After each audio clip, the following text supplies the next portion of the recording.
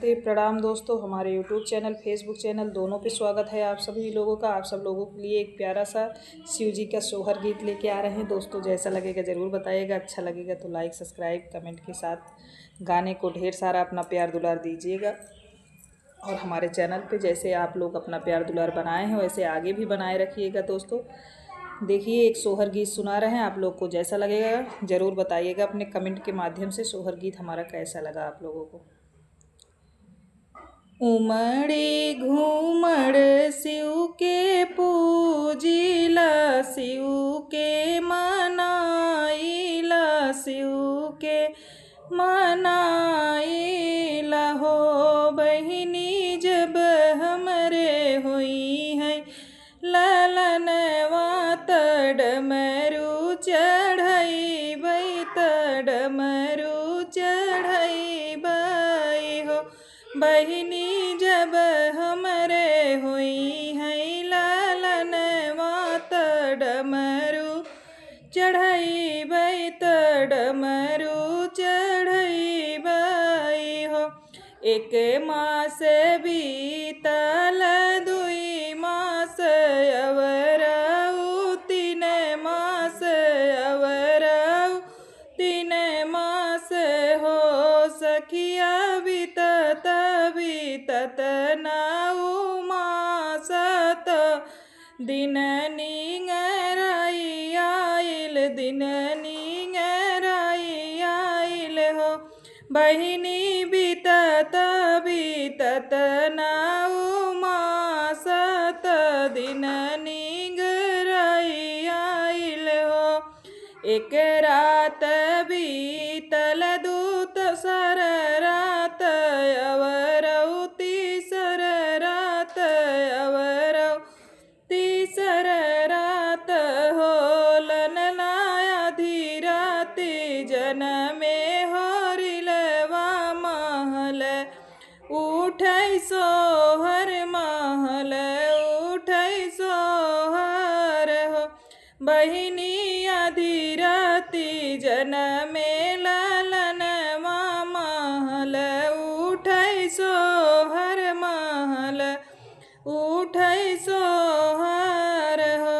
घरवा से निकरी बहुरिया त सासू से अरज करई, सासू से अरज करई हो। सासू जब हम बाबू के रहनिया त डमरू मानिला हो, डमरू मानिन लागे हो। सासू जब हमरे रहल बाबू त डमरू मैं मानी दी है, डमरू मैं मानी दी है हो। भल की हूँ डमरू तू मनलू ललन, भल पैलू ललन, भल पैले हो बई। बहुअरी नैहर से डमरू मांगावत शिव के चढ़ावत, शिव के चढ़ावाऊ हो।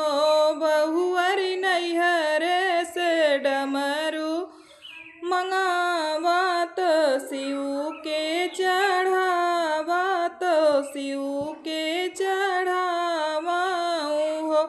मोर पीछवरवा बभनवा हाली है बेगे आवाऊ, हाली है बेगे आवाऊ हो भैया।